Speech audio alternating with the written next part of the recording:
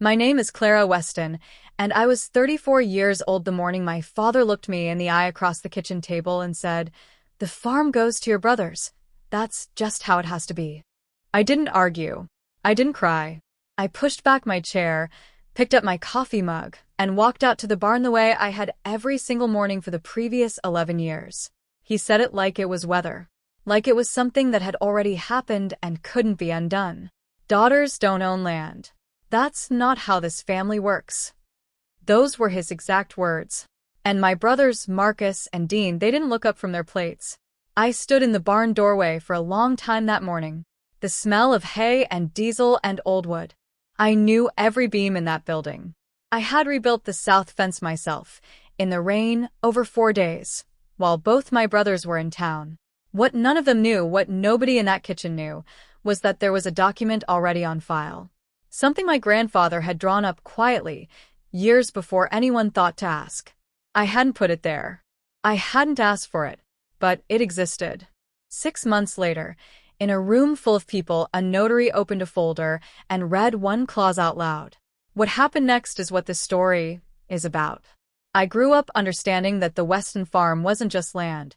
It was 280 acres of mixed grain and pasture outside a small town in central Kansas called Millard Bend, population just under 4,000. The kind of place where everybody knows whose truck is parked in whose driveway and draws conclusions from it. The farm had been in my family for 3 generations. My grandfather, Roy Weston, had built the original equipment shed himself in 1971. My grandmother had kept chickens in the yard by the south gate until she passed. My father, Gerald Weston, had grown up there, taken it over in his late 20s, and run it, with varying degrees of success, for the next 30-odd years. I was the middle child. Marcus was 4 years older than me. Dean was 2 years younger. By any reasonable accounting, we were all raised on the same ground, ate the same meals, did the same chores growing up. But somewhere along the way, I couldn't tell you exactly when it shifted, the unspoken understanding in my family became this: Marcus and Dean were the heirs.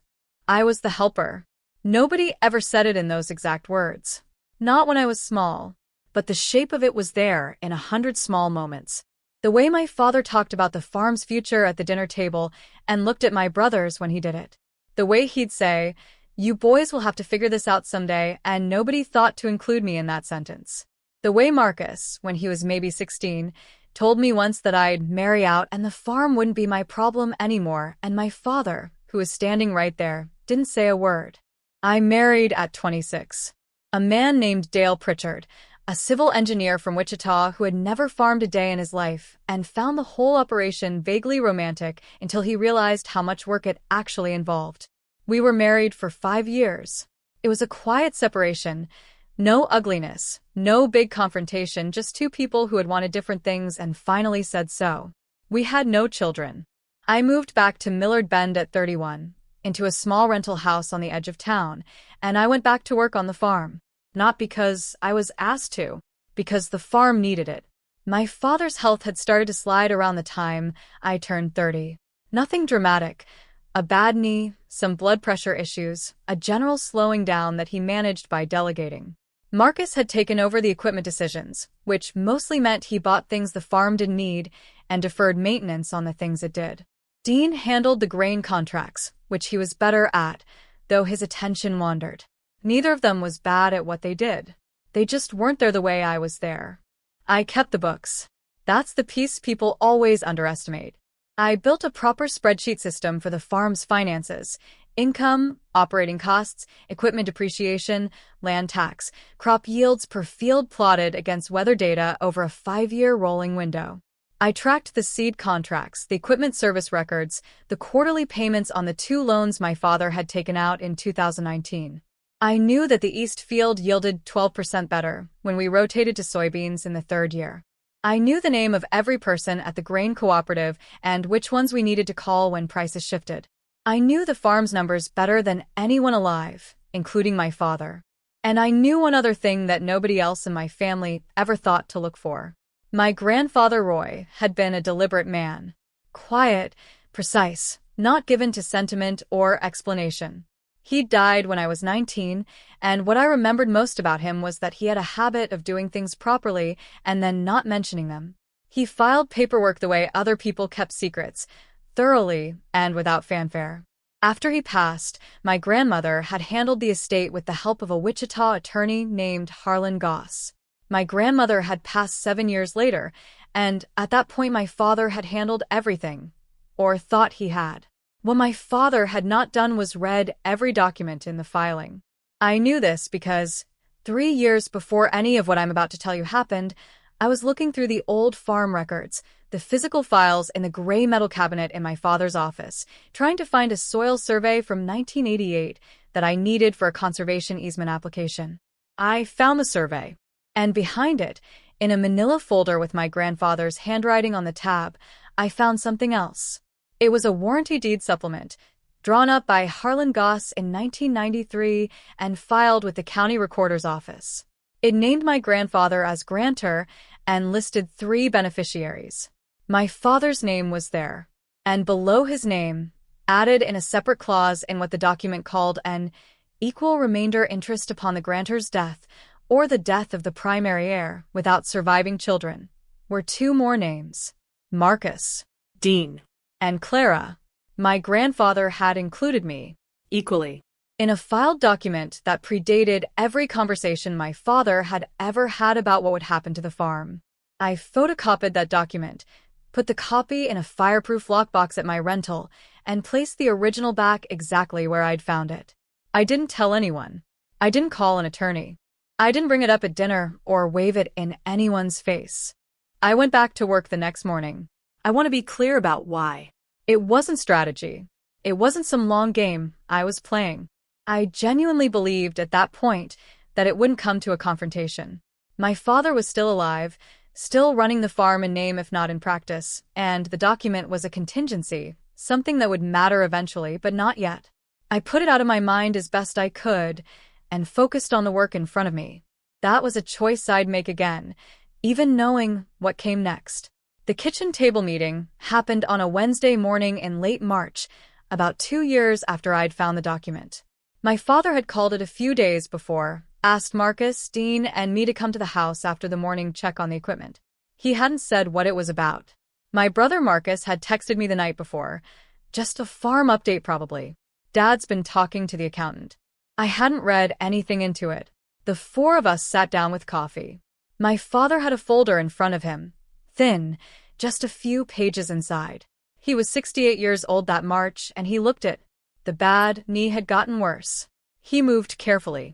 He'd been talking about stepping back from the day-to-day for a couple of years, and I'd taken on more of the bookkeeping and field management accordingly. He opened the folder. He had drawn up a transfer deed, not a will, an inter vivos transfer, meaning it was happening now while he was still alive. He was signing the farm over to Marcus and Dean, jointly and equally, 50% each. He would retain a life estate, meaning he could live on and use the property until he died, but the title was moving. He explained this in a calm, matter-of-fact way, the way he explained most things. He said the farm needed clear ownership for the next generation. He said Marcus and Dean were both invested in staying local and working the land. He said that it made sense for the land to stay with the boys. I sat very still. I asked, evenly, whether there was a reason my name wasn't on the transfer. He looked at me with something that wasn't quite impatience and wasn't quite apology. Clara, he said, you've got your own life. You were married, you moved away. This is about who's going to be here long term. I've been here for 3 years, I said. I know you have, and we appreciate that. But you know how it is. You've always done your own thing. Marcus didn't say anything. He had both hands around his coffee mug, and he was looking at the table. Dean cleared his throat and said, "It's just a practical decision, Clara. It's not personal." "Daughters don't own land," my father said. His voice was quiet. "That's not how this family works. Marcus and Dean will take care of things. You'll always be welcome here. Welcome here. As a guest. On land I had helped manage for 3 years, on a farm where I knew every field's yield history, where I had rebuilt a fence in the rain while my brothers were in town. Something settled in my chest that morning that I can only describe as a door closing. Not slamming, just quietly, firmly shutting. I said, "Okay." My father looked slightly surprised, I think. Maybe he'd expected an argument. I finished my coffee. I stood up. I said I had to check the irrigation timer on the east field before the afternoon, which was true. And I walked out. 2 witnesses to that conversation, besides the 4 of us. My father's neighbor, Walt Dreesen, who had come by to return a borrowed trailer hitch and was in the equipment shed when I walked through. He saw my face and didn't say a word, just gave me a nod. And my father's part-time hand, a man named Everett Foss who'd worked the farm seasonally for years, who was at the supply board in the barn when I came through. Everett looked at me for a moment and then looked away and kept working. I drove out to the east field. I sat in my truck. I looked at the irrigation lines stretching across the field in the pale morning light, lines I had helped lay, and I thought about a manila folder with my grandfather's handwriting on the tab. Then I drove home, called my accountant, a woman named Petra Hale in Wichita, and told her I needed a referral to a probate and property attorney. Somebody good. Somebody who worked with agricultural land transfers. Petra referred me to an attorney named David Okafor, who practiced in Wichita and had handled agricultural estate matters for 20 years. I drove to his office the following week. I brought the photocopy of the warranty deed supplement. David read it twice. He set it down on his desk and looked at me over his glasses. "This document was filed with the county recorder in 1993, he said. "Yes." "And the original is still in the farm records?" "As far as I know." He was quiet for a moment. "Your father's transfer deed. Has he filed it yet?" "He said he was planning to file it within the month." David leaned back in his chair. "Before he files that deed," he said carefully, "this document creates a pre-existing interest in that property. A filed warranty deed supplement from the original grantor naming you as an equal remainder beneficiary doesn't disappear because your father decided not to include you. It already exists in the county record. It was there before he drew up his transfer." He paused. "Your father may not know it's there." "He doesn't," I said. "I found it by accident, looking for something else." David asked whether I wanted to notify my father before any formal proceeding. I thought about the kitchen table and the folder and my father's calm, certain voice. "That's not how this family works. Let's wait," I said, "until the transfer is filed and there's a formal estate proceeding. I'd like the document to speak for itself." David nodded slowly. "That can be arranged," he said. I drove back to Millard Bend. I went to work the next morning. I kept the books. I checked the irrigation. I did not tell my brothers or my father what I'd done. For the next 6 months, I worked the farm the same way I always had. I showed up before anyone else. I left after the work was done. At family dinners, we still had them once or twice a month. I was pleasant and calm and helped with the dishes. Marcus and Dean talked about what they were going to do when the transfer was finalized. Marcus mentioned possibly subdividing the northeast parcel for a machinery storage facility. Dean talked about taking on a larger grain contract, now that they'd have full ownership. Nobody asked what I thought. I didn't offer it, and I kept going to work, because I loved that land, regardless of what any piece of paper did or didn't say about who owned it. The estate proceeding was scheduled for a Thursday morning in mid-September at the Millard County Recorder's Office, a low brick building on the main street of Harlan, the county seat, about 22 miles from the farm. It wasn't a courtroom. It wasn't dramatic in its setting. It was a conference room with a long table, fluorescent lights, and a water cooler in the corner that made a gurgling sound every few minutes. The kind of room where paperwork gets finalized and nobody expects anything to happen except signatures. My father's attorney, a local man named Bob Ferris, who handled wills and property transfers for half the county, had requested the proceeding to formally complete the land transfer. My father was there, in a press shirt, looking uncomfortable the way he always did at official proceedings. Marcus sat on one side of him, Dean on the other. There were other people in the room. Walt Dreesen had come, because my father had asked him to witness the signing. Walt was one of 2 required witnesses for the transfer. Everett Foss was there too, for the same reason. My father's accountant, a man named Phil Garrett, sat to one side with a folder. Bob Ferris sat at the head of the table with his documents. And there was the notary. Her name was Sandra Welch. She was a county notary who handled property proceedings mid-50s, reading glasses on a chain, completely businesslike in the manner of someone who has presided over 1,000 transactions and found all of them equally straightforward. I sat at the far end of the table. David Okafor sat beside me, his briefcase closed on the table in front of him. My father had looked surprised when he'd seen me come in with an attorney. He'd said quietly, "Clara, you didn't need to bring." And David had said pleasantly, "Mr. Weston, I'm just here in a supporting capacity. Please don't let me interrupt the proceeding." Marcus had looked at me with something tightening around his eyes. Dean had looked at the table. Bob Ferris went through the preliminary items. He reviewed the transfer deed. He confirmed the property description, 280 acres, legal description, parcel numbers. He confirmed my father's intent to transfer to Marcus Gerald Weston and Dean Roy Weston equally. He passed the document to Sandra Welch for notarization. Sandra reviewed the document. She confirmed the identities of the parties. She had her stamp ready. And then David Okafor said, in the same pleasant tone he'd used to introduce himself, "Ms. Welch, before the transfer is notarized, I'd like to direct your attention to a document already on file with this county's recorder office. Filed in 1993. I have a copy here, and I believe the original is still on file." He opened his briefcase. He slid the document across the table to Sandra Welch. Sandra Welch picked it up. She read the first paragraph. She set it down, turned to her county records terminal on the side table, and typed something. She waited. The water cooler gurgled. The room was very quiet. Sandra Welch looked at her screen, looked back at the document, and then looked up at the room with the expression of someone who has just found something that changes the nature of a meeting. My father's hands, which had been resting flat on the table, went still. Marcus leaned forward. "What is that?" His voice came out wrong, too high, too sharp. Sandra Welch didn't answer him immediately. She was still looking at the document, then at her screen, comparing. When she looked up again, her expression was entirely neutral in the professional way that made it more unsettling, not less.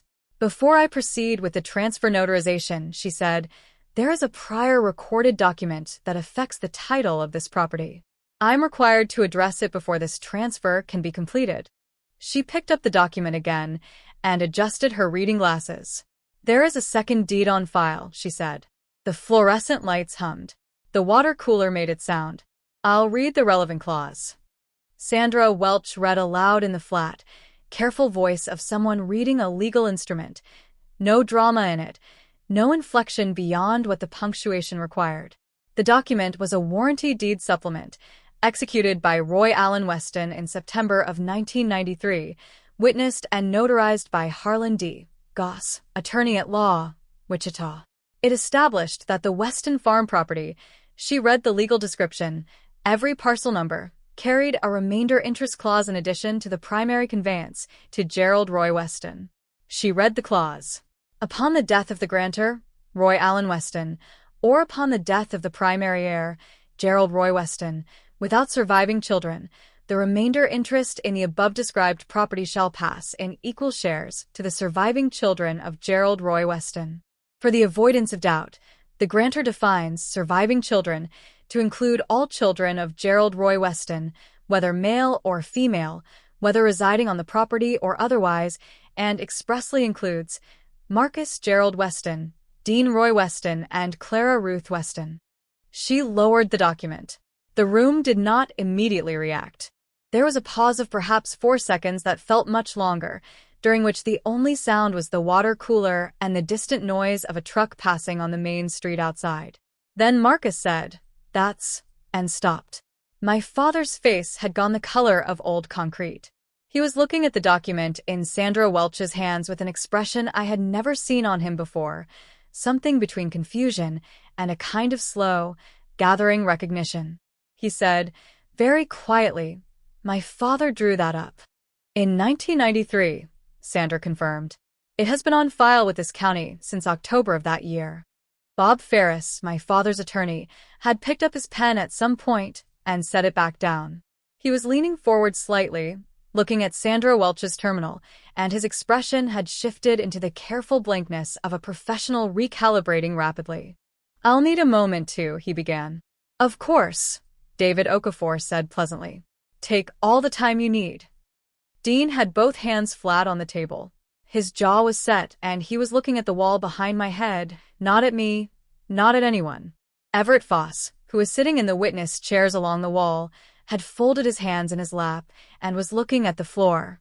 Walt Dreesen, who had seen my face in the equipment shed 6 months ago and given me a nod, was looking at me now. Just looking, steady and quiet.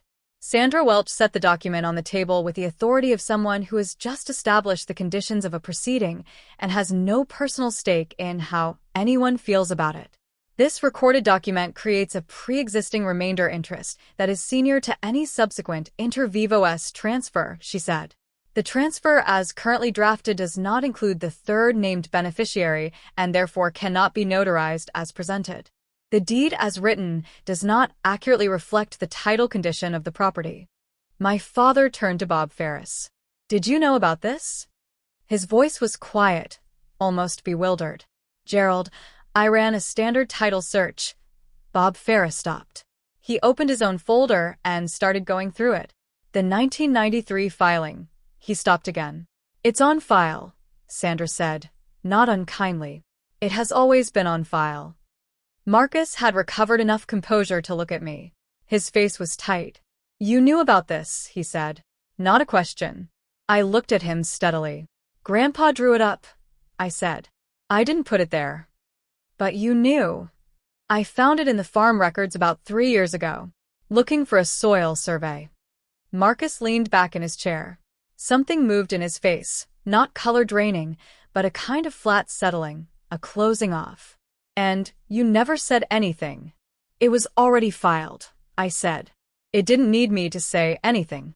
David Okafor had opened his briefcase again and was placing a second document on the table, a letter he had prepared for exactly this moment, addressed to Bob Ferris and the county recorder's office, formally noting the pre-existing interest on behalf of his client and requesting that any transfer proceedings account for all 3 named beneficiaries. He slid it across to Sandra Welch, who accepted it without comment and added it to her file. My father was looking at me. He had aged, in the last few minutes, in a way that was visible from across the table. His hands were still on the table in front of him, and they were not moving. He said my name, just Clara, and then he didn't finish the sentence. There was nothing angry in his face. What was there was something I didn't have a word for, not shame exactly, not surprise exactly, something older and heavier than either of those things. I held his gaze for a moment. Then I looked down at the table. Sandra Welch was already making notations in her file. "This proceeding will need to be continued," she said, "until the transfer documentation can be revised to accurately reflect all parties with an interest in the title. Mr. Ferris, I'll need amended documents before we can schedule a completion date." Bob Ferris said yes. He had closed his folder and was gathering his papers with the slightly careful movements of a man who is managing something. He would tell people later. I heard this secondhand from Petra that he had run a standard title search and the 1993 filing had been missed. That's what he said. I have no idea whether it was true. My father signed nothing that morning. David drove back to Wichita. I drove back to Millard Bend. I stopped at the grain cooperative on the way home to pick up the season-end summary I'd asked them to print, the one with the per-bushel averages that I needed for the fall budget. I handed them my account number. The woman at the desk, Jenny, who had known my family for 20 years, printed the summary and handed it over without any particular expression. I thanked her and left. I went home. I made a pot of coffee. I sat at my kitchen table with the budget spreadsheet and worked through the fall numbers for 2 hours. My phone sat on the table beside me. It did not ring during those 2 hours.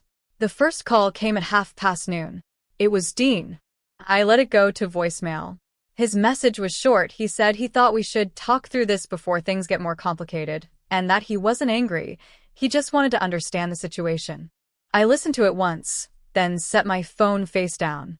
The second call came an hour later. It was my father. I picked up this one.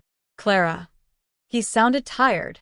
Not angry, just tired and somehow smaller than the voice I'd grown up with. I need you to understand that I didn't know your grandfather had done that. I believe you, I said. And I did.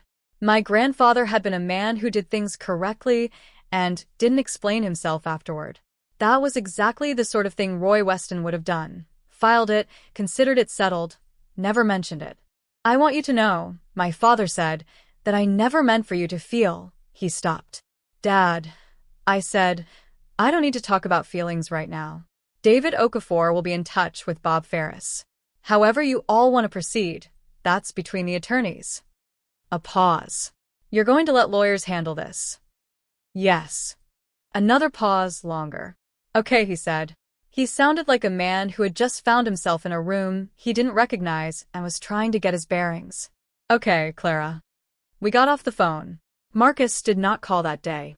He called the following morning, early, before 7, which meant he'd been up for a while. His voice was controlled, and I'll give him this. He didn't beg, and he didn't threaten. He said he thought the farm should stay as my father had intended. He said that he and Dean had plans, the machinery storage facility on the northeast parcel, the expanded grain contract. He said my showing up with a lawyer had created problems. I said, Marcus, I showed up to a proceeding regarding property I have a recorded interest in. That's not a problem I created. He was quiet for a moment. Then he said, What do you actually want here, Clara? It was a fair question, and I gave it a fair answer. I want what Grandpa filed in 1993. An equal share. I'm not trying to take your half or Dean's half. I'm not trying to sell it or develop it or drive anyone off. I want a third interest in land I've worked for 3 years, that my grandfather intended for me. Another silence. And if we don't agree to that, then David Okafor will file to enforce the recorded document, which, as Sandra Welch explained, predates any transfer your father attempts to make without my inclusion. You're welcome to get your own attorney's opinion. He got off the phone. The family dinner that month was canceled. Nobody formally canceled it. It just didn't get scheduled. My father didn't call about it. Neither did anyone else. 2 weeks after the proceeding, Bob Ferris sent David Okafor a proposed revision to the transfer deed. The farm would be transferred to all 3 children equally, 1/3 each, with a shared management agreement that David reviewed and found acceptable. My father would retain his life estate. All 3 of us would be co-owners of record. David sent me the revised documents. I read them carefully, twice. I called him. Is this enforceable? I asked. The management agreement. Is it structured so that one person can't be overruled on maintenance decisions? He walked me through it. There was a provision requiring 2 of 3 agreement for major capital expenditures over $15,000 and a separate provision for operating decisions below that threshold where any single co-owner could act unilaterally within their management area. Given that I handled the books and the field management, the practical effect was that I retained operational control of the things I'd always controlled. Sign it, David said, and there was a dry humor in his voice that I appreciated. I signed it. The revised transfer deed was executed at the county recorder's office 3 weeks later. Sandra Welch notarized it. My father signed it. Marcus signed it. Dean signed it. I signed it. Sandra Welch confirmed all signatures. She stamped and filed the document. I drove home. I made coffee. I opened the fall budget spreadsheet and finished the numbers I'd been working on before all of this started. Everett Foss came by the farm the following Monday morning for the start of harvest prep. He saw my truck in the usual spot and nodded at me across the yard the way he always did. Morning, Clara, he said. Morning, Everett, I said. The equipment manifest is on the board. That was all. Marcus showed up that afternoon. He didn't say much. He put his gear on and went to the south field to check on the combine header, which was the job that needed doing. We worked alongside each other until the light got low, and we didn't discuss the proceeding or the document or any of it. There was a distance between us that hadn't been there before, or maybe it had always been there, and we were both just seeing it clearly for the first time. At the end of the day, I locked the equipment shed and walked to my truck. My father was sitting on the bench outside the barn. He sat there sometimes in the evenings. He always had my whole life. He was watching the light over the east field. I stopped beside him for a moment. He didn't say anything for a while. Then he said, "Your grandfather always thought more of you than he let on." "I know," I said. He nodded once. I got in my truck and drove home. Dean called me about a month later. He wanted to talk about the grain contract for the following year, a practical conversation, numbers, and logistics. We talked for 40 minutes. By the end of it, we were finishing each other's sentences the way we used to. When we got off the phone, I sat for a minute with the thought that some things could bend a long way without breaking. The farm ran that fall the way it always ran under my management, on time, within budget, with the East Field yielding the way it always did when we rotated correctly. I filed the season-end accounting. I prepared the maintenance schedule for winter. I ordered the seed contracts for the following spring. I did not hear from the machinery storage facility idea again. Whether Marcus quietly let it go or whether he'd just been talking, I didn't know. The northeast parcel stayed as it was. What I noticed over the months that followed was that Marcus had started showing up earlier. Not dramatically, not enough to remark on, just closer to when I arrived, rather than after. He started reading the equipment service log, something he'd never bothered with before. Once, in November, he asked me how I tracked the yield data over multiple years, and I explained the spreadsheet methodology, and he listened and said, "Huh, that's smarter than what I was doing." I don't know what that means in the long run. I'm not going to speculate about it.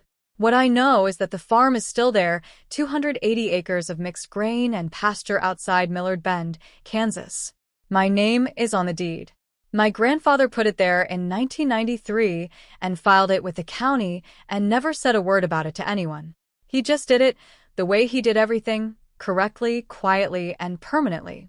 My grandfather used to say that a fence post driven all the way down doesn't need to announce itself. The ground knows it's there. I've thought about that a lot in the months since the proceeding. About the difference between something that needs to be defended in the moment and something that simply exists, already filed, already true, waiting for the moment when someone finally reads it out loud. I think about the work that makes things real.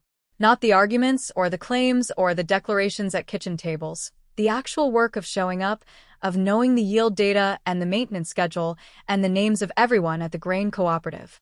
The work that goes into the ground and stays there. And I think about the things people assume without asking. About the way a family can hold a belief. Daughters don't own land, as though it's a law of nature rather than a choice that somebody is making. And how sometimes it takes a notary in a fluorescent-lit conference room reading a 30-year-old document out loud to remind everyone that the ground doesn't care about those assumptions. The ground just holds whatever is planted in it. My grandfather planted something in 1993. He didn't tell anyone. He just filed it and trusted that it would be there when it was needed. He was right. That's my story.